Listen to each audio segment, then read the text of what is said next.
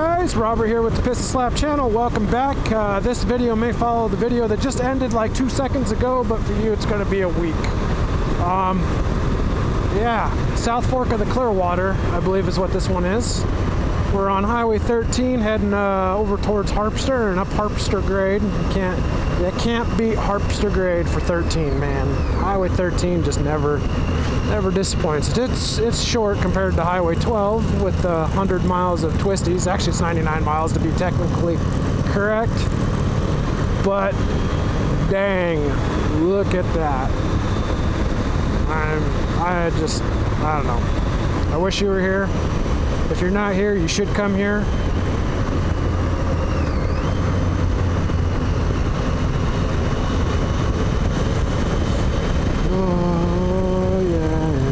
Into the light, blinded by the light.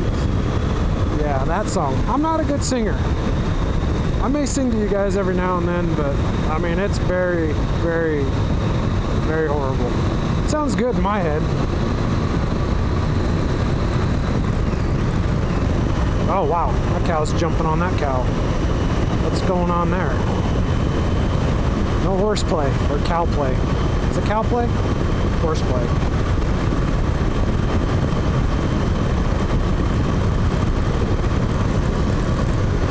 So we planned this ride last year. This whole ride. I mean, the whole, like, the last bajillion videos you've seen of me uploading. Everything from, I think I started filming just outside Idaho City on this ride. And started at Morse Hill Summit and moved up into, like, through Lowman and all around there, and then back down and around up. Well, actually I didn't come down, actually I went clear up almost to Canada. I was heading up to Mason's house. If you guys don't know who Mason is, Mason ADV. I wasn't gonna tell him, I was just gonna show up and ring his doorbell and be like, surprise! Yeah, no, that ain't happening. Mason, if you're watching, I wouldn't do that to you, man. Plus, I don't even have a passport. But if I did, and I rode all the way, dude, we're gonna do some of those epic trails I've been watching you upload. Yeah, so we did Glacier National Park, and I want to go back and do it again, but I want to get my Canadian passport, so that way I can go up into Canada and then loop back down into the park on the other side. That was kind of weird. What the heck that was? There's an American flag on top of a cross. But yeah, so anyway, back to Glacier National Park. Yeah, I'd love to do that, go up into Canada and then come back around, and you know, I mean, there's so many endless possibilities. How far you want to ride? What do you want to ride? What do you want to see? Honestly, I don't know. That's why it's just best, if you don't know where you're going, pick a park, pick a forest, pick a place, a cabin, open up a benchmark map. And if you got a benchmark map, I know some of these videos are international, and people from it's worldwide, so anybody can watch this video. You may not have a benchmark map where you're at, but you might have a map of some sort and go somewhere. If not, just go get lost. Seriously, just go wander down a road somewhere and see where it goes. Well, I mean, try to remember where you're going so you can get home, because I don't want you to, like, literally get lost and then, you know, something happened where you end up starving to death or something because you were out in the wilderness for 15 days without water or food. It happens. It happens. People do it all the time. I don't know how or why they do it. Like, they think something's a good idea and then they don't have the resources or they weren't prepared, and they go out. And yeah, like today we're gonna do some dirt.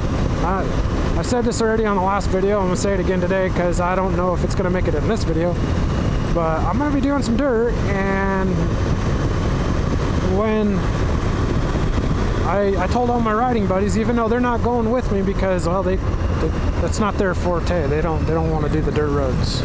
I don't blame them. I'm sure it's not comfortable on those bikes.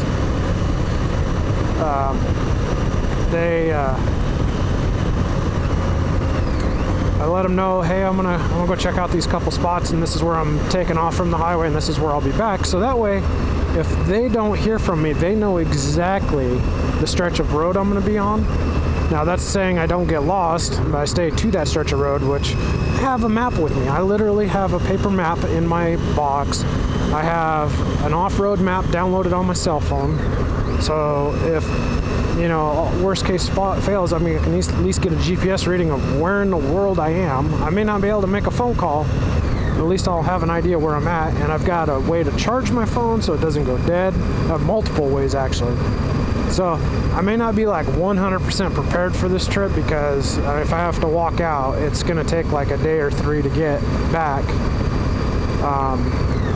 But it's still doable, and you know, I have an idea. I know where I'm at. I know the forest where I'm going is, the area is going to be lots of people roaming around the forest, so it's not like you're going to just be out there in the Alaskan frontier and there ain't going to be a person for 4,000 miles and you're SOL because you poked a hole in your tire and now you can't change it, which I could. I mean, I got my back, I ain't got my front. So yeah, almost. I'm halfway there, or maybe not. I'll go with 25% ready. It should be just a nice casual drive down the dirt road, honestly. That's what I'm hoping for. Anywho, hope you guys are enjoying the view, and sorry if I bother you because I'm talking. Some people that I've talked to, they're like, do you ever shut up? Can we just watch you ride? And I've had other people say the other way. You need to talk. You need to say something. Just say something, like cheeseburgers in paradise, or I get really angry when I haven't had breakfast and dinner and I'm starving, and yeah, I don't know if I do get angry. Cause I don't know what, I mean, it's my own fault if I'm hungry, really. I just need to take time and plan your stops accordingly. This trip, what I try to do is I try to really have a heavy breakfast, and that way that'll carry me through the day, and then I kind of just snack on trail mix throughout the day. I've really been, and this is my own dang fault, and you guys probably all know this as riders. I get dehydrated really easily throughout the day, especially on hot days. There's a cow right there on a hillside, actually a couple cows. Wow, they fall in the river. I don't know, I'm not a cow person, I don't know. Anyway, yeah, it's my own dang fault because I enjoy riding so much. I just don't want to stop and drink any water. I just want to go. And I know the jacket that I have has the ability to have a hydration pack put on, and I could have a little cord and stick it in my mouth, and I've actually had that, but I ruined it because I stuck it in the dishwasher because I thought, hey, this should really get it clean, and it actually melted it. Those of you that aren't from here and have heard about the Magruder Corridor, that is the way to go do that. If you're going from this end, you would actually go down that road, takes you to a town called Elk City, which is actually due south from where we're heading right now. Then starts the Magruder, and actually the Magruder just opened up recently, and it takes you clear back over towards Salmon, not into Salmon, but right around there, something like North Fork or one of those areas. But you come back out on the 93 over there and then head back. But that's not where I'm going today. That would totally take me back over there, and then I'd have to stay over in Salmon and get up at, I figured it out, I'd have to get up at 1 or 2 o'clock in the morning tomorrow to get to work on time. And I don't like riding down roads that early in the morning in the dark by myself with a place that important to be, because without work I couldn't do this. Hopefully one day I'll be able to retire and I'll be able to do this without going to work. I'll just ride. Why all you young pups go to work and you wish you could do this every single day of your life. I don't know. Who knows? I mean, that's anybody's say. I could be gone in a blink of an eye. I hope not. I hope somebody has many years for me left of doing this beautiful, awesome stuff. Sorry to get all religious on you. I'm really sorry about that. Just beautiful, beautiful country. Always loved it here, man. These winding roads. I mean, just it's so cool watching the bikes just motor around these corners. We got an awesome mix-up of bikes today. If you're curious on what we got going on, we got 2 Harleys in the front. Please forgive me, I don't know what kind of Harleys they are because, well, I'm not a Harley person. And I could look at them and say, yep, I know they have 6-speed transmissions, I could tell you that. And then the Indian in the front, I believe that's a Chieftain. So, yeah, so 2 Harleys, an Indian, and a Tiger. You know, the Tigers are always chasing the Indians and stuff, right? I don't know. I like being in the back because you think about a video. If you were to watch this video and I'm standing here doing this, and I'm giving you an awesome ride, and say these bikes are in front, you're just staring at a blank canvas. That's it. There's no action. There's no anything in it.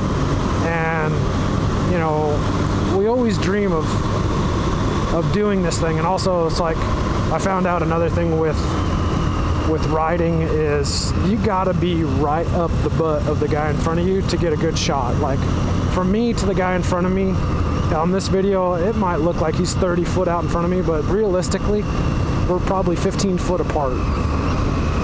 And, I mean, it's a thing to get a good shot. And, yeah, I just stay right behind him and get that nice exhaust note off his bike. And, yeah, got my clutch covered and my brakes, so in case we need to do some evasive maneuvering. And what helps out with this is actually the off-road riding, because I get accustomed to standing up. I'm comfortable with how my bike feels while I'm standing. The only issue I get is when we're going higher than like 50 miles an hour.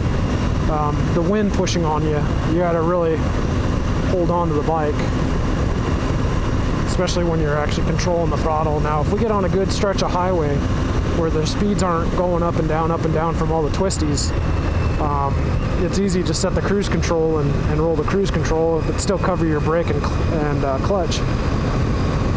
And that's another fantastic point about this bike is if you touch either of those, it just kills the cruise. So just be like letting off the throttle. Yeah, I mean, just a beautiful thing. But like I was saying, if these bikes weren't here, this corner would just look like a paved corner, and you'd be like, eh. But to get the lean angle of the bike and to hear the V8s and the little whine off the Tiger, and, you know, just all the sounds of a bike just really make it what it is. I mean, don't get me wrong, on the whine of my Tiger, I know it's irritating to some of you guys, and maybe that's a huge turnoff. It's part of Triumph, that's their thing. And sometimes I wish I had a bike that was just whisper quiet so that you could hear these bikes in front. But it is what it is. It's the bike I got. I have to work with what I have. And, you know, I'm fortunate for what I have. It was one of those hindsights after I got the bike. I'm like, oh man, this video could be so much better if you just hear the growl of those V-twins climbing this. Because this is what the video's more entailed around is. This is, you know, people road cruising. You know, not everybody's riding V-twin bikes. You know, some of the bikes I'm seeing out here, we got some BMWs, we got some Hondas. You know, I haven't seen any Kawasaki like concourses or anything. I saw a Hayabusa, believe it or not. It was a Hayabusa. Where did we see him at? He was up on Lolo Pass the other day. So yeah, that's always interesting. And I think almost every year I see a Hayabusa. I don't know if it's the same guy, same bike. But I do remember seeing a Hayabusa almost every year I've been here. Other than the last couple of ones were outfitted with bags and a passenger. This guy was riding solo today, or yesterday, I guess you should say. So I think we're almost to the top of Harpster grade, and the way this works is it literally just comes out at the top. And all this, it's like somebody just turned the faucet off to the coolness, man, and we go to just a plain and rolling hills and just, you know, bleh, things that I don't really care too much about. out of the trees, and it's just like farm field forever. But yeah, it's pretty awesome. Other than that, it can't go forever, I guess. So you got the force has to end, the windy roads have to end. We have to have straightaways sooner or later. That would be awesome if the road departments would just make us a road. Speaking of roads, look at this, man. Fantastic. Just smooth. The lines are crisp and clear. You can see them. Holy cow. The Idaho Transportation Department's been working around this area trying to improve our roads. And I'll tell you what, last year we got on Highway 12 and they were working Highway 12, redoing the surface. This year, that road, that's what made the ride yesterday, was that road was just so smooth and so nice. It makes the ride that much more because you're not dodging potholes and bumps and stuff. You know, it was just like this, other than this looks like this is really fresh, and the other part wasn't so fresh. It was like, well, it was done last year, so it's been through a winter. And the winters up here are kind of harsh on stuff like that. This road, I can't remember, I think this is, no, we didn't come in this way last year. The year prior, we went back this way, and this road had like, it was like jumps, bumps, and everything. It's like, yeah, you want a dirt bike to be on this road because it was so messed up. But yeah, as you can see, we still got a little bit of winding road left. But yeah, you can see the rolling hills of farmland to my right. Yeah, so that means it's coming to an end, which is my cue to say this video is coming to an end. I'll catch you guys on the next one.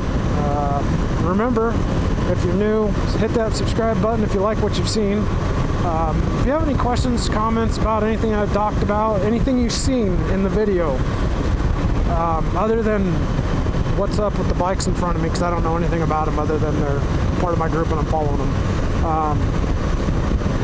Throw me a comment and I'll be sure to get back to you guys on that. Thanks again for tuning in. My name's Robert with the Piston Slap channel. Take care.